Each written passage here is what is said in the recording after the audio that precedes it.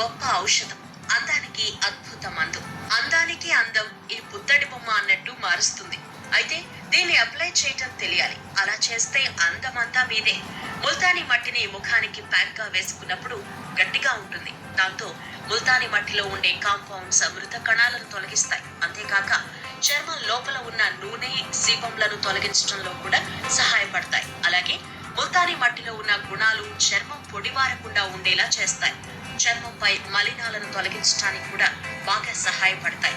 ముల్తానీ మట్టిలో rose water, గంధం పొడి వేసి బాగా కలిపి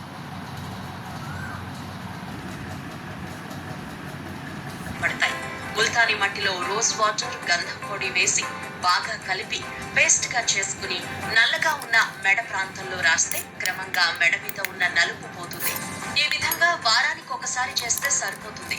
ముల్తానీ మట్టిలో ఉండే మినరల్స్ నల్లని మచ్చలను తొలగించడంలో సహాయపడతాయి. దీనికోసం ఒక ప్యాక్ ని తయారు చేసుకోవాలి. ముల్తానీ మట్టిలో పెరుగు